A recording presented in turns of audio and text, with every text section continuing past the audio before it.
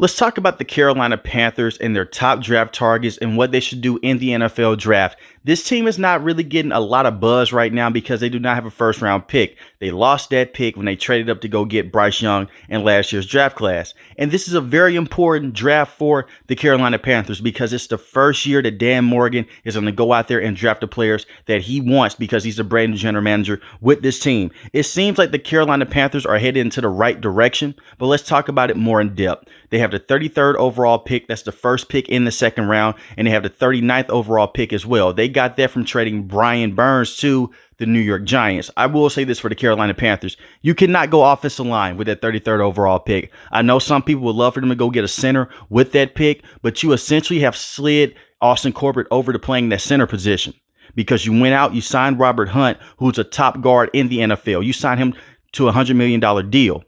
And he's getting that fully guaranteed. And you also went out and signed Damian Lewis as well, a guard from the Seattle Seahawks. So you have two of the top guards in the NFL to come in and help out Bryce Young. You're building this offensive line similar to how the New Orleans Saints did many years ago with Drew Brees. And I'm not calling Bryce Young the next Drew Brees at all. But I do believe that Bryce Young can be a solid quarterback with this team moving forward. Now, Bryce Young had a horrible rookie season, one of the worst rookie seasons you will see. But I will chalk it up to this. Terrible offensive line play.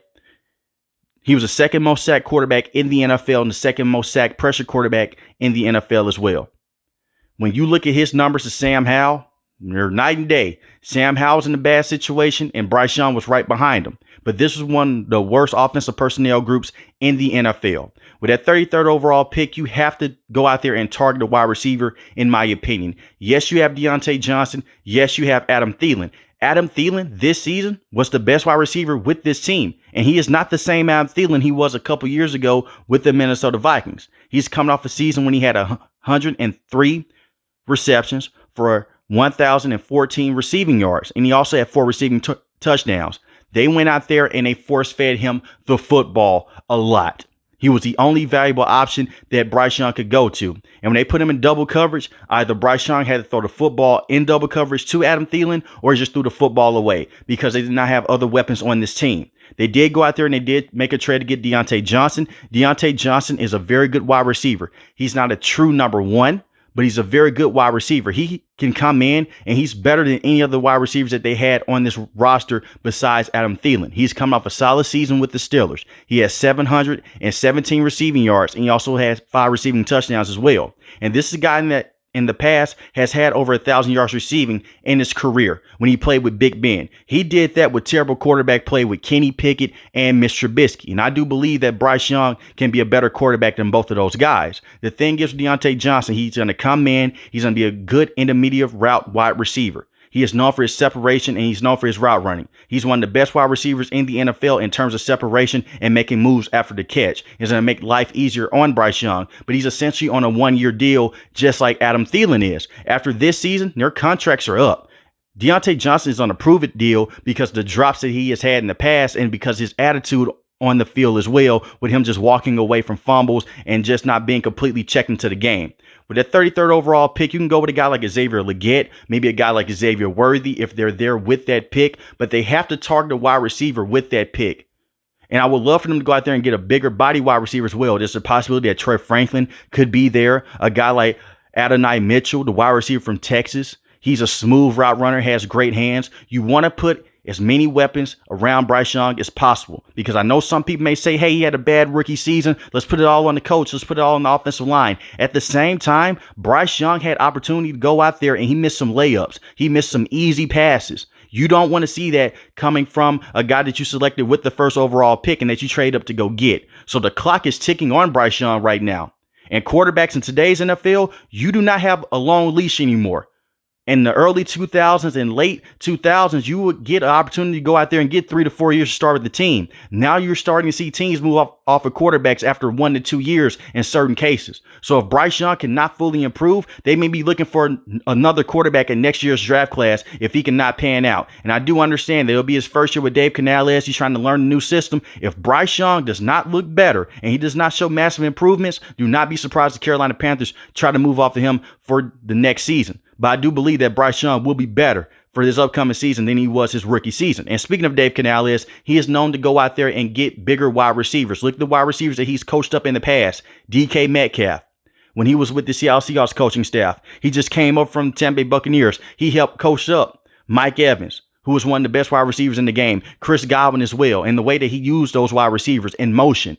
So expect for this team to go out there and target one of those wide receivers that have some speed and can make some moves after the catch, like a Deontay Johnson. Because what Dave Canales has done a great job in doing before is just go out there and move wide receivers around to help the quarterback see the field better. He did that with Baker Mayfield and Russell Wilson. And it's more than just Bryce Young seeing over the line of scrimmage. It gives you a clearer view of what coverage the team is running. And it helps out teams as well in terms of just going out there and spotting out weaknesses of the defense. So I think that Dave Canales would come in and do a major job in terms of just helping out Bryce Young and getting him to that next level. But they should not be targeting an offensive lineman with that top second overall pick. You have to go wide receiver there. And then when you look at this defense as well, they made some moves. Like I mentioned before, they traded Brian Burns, but they also went out there and they signed Jadeveon Clowney. Now, Jadeveon Clowney is a solid pass rusher. He's an amazing run stopper. He did have 9.5 sacks on the season. He's going to benefit a lot from playing alongside Derrick Brown.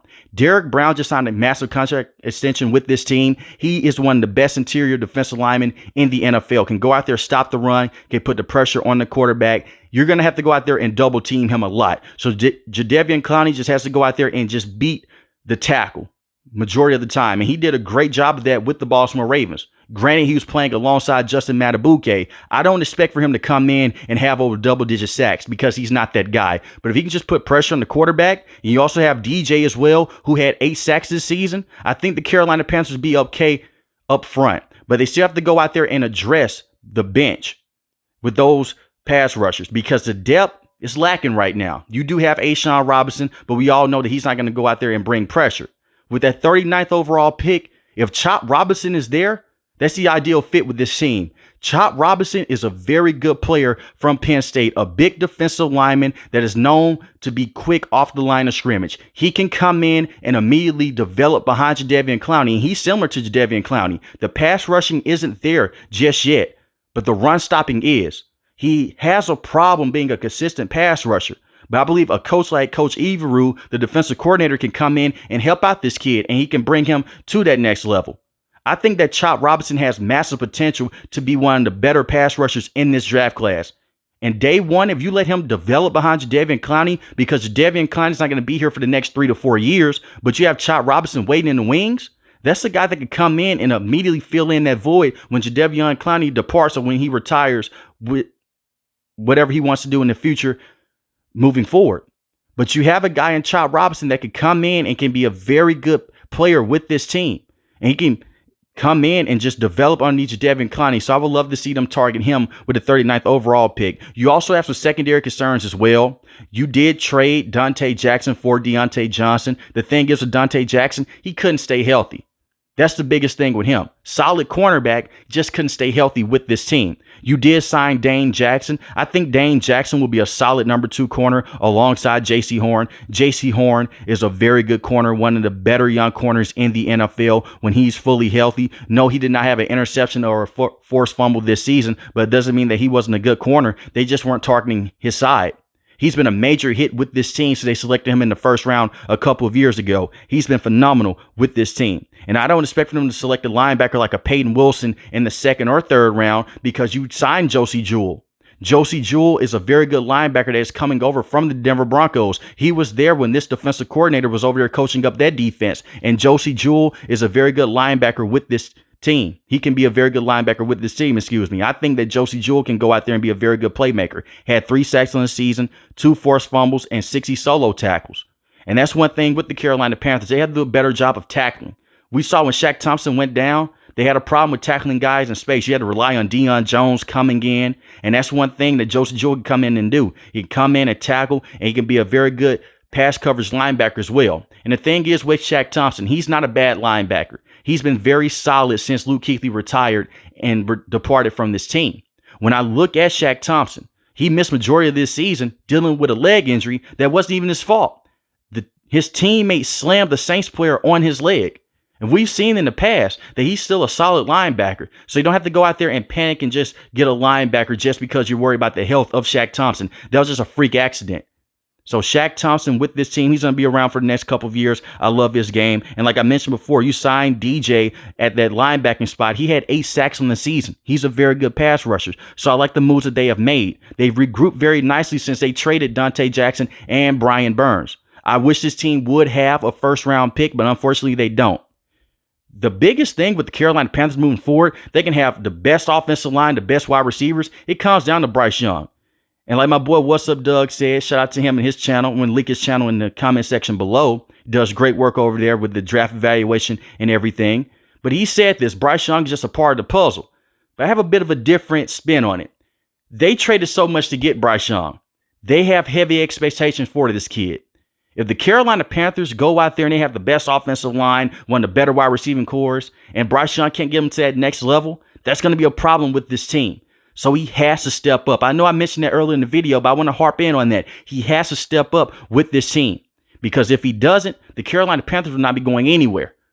So he has to step up. But I like the situation that they're in. I like their brand new general manager, Dan Morgan. I'm not going to come on here and say they're in the perfect situation because supposedly they were in a perfect situation last season when they brought in Frank Reich and Deuce and all those guys. And speaking of Deuce, the former running backs coach, the running back position with this team, you can say it's a bit of an issue. Because Chuba Hubbard is basically on a 1-year deal. Now, Chuba Hubbard had a solid season this season with this team. He was a lead running back. He had 902 rushing yards, had 5 rushing touchdowns. But Miles Sanders was supposed to come in and be the leading back with this team. We all know how that worked out. He started the season off with an injury. He was dealing with the hamstring injury and the groin injury. He only had 432 rushing yards on the season and 1 rushing touchdown. And he averaged 3.3 yards a carry. He was terrible.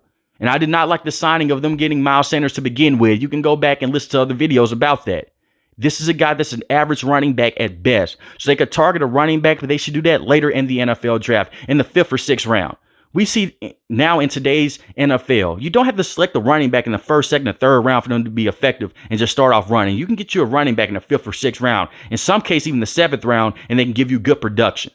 But you have Chuba Hubbard right there, so you can take advantage of him.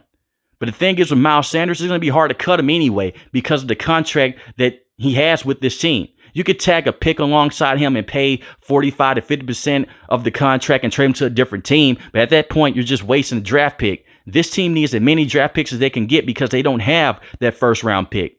So you could possibly see Miles Sanders get traded to the Browns if Nick Chubb cannot return to form. We will see about that. But I don't think they should be targeting a running back in this draft class at all. I like the running backs that they have with this roster, and I think that Chuba Hubbard can hold it down. Some people don't like Chuba Hubbard. I think he's a solid running back to have. He's definitely better than Miles Sanders. But I think the Carolina Panthers are in a good situation moving forward. They're making the right move. They've addressed the offensive line in this entire phase period. And they also went out there and they addressed the pass rushing position as well. It's just the depth of that position. And I believe that Chop Robinson is too good to pass up on in Penn State, especially if he is there in the 2nd round. But get a wide receiver with that 33rd overall pick and look into getting a defensive player with the 39th pick or just try to trade back with that pick and get some more draft capital in this year's draft class or next year's draft class as well. But let me know in the comment section below, what should the Carolina Panthers do? If you're new to the channel, hit the subscribe button. If you like the video, hit the like button. Most importantly, want each and every last one, guys, stay safe, stay positive. Thanks for watching the video, guys. God bless. Peace.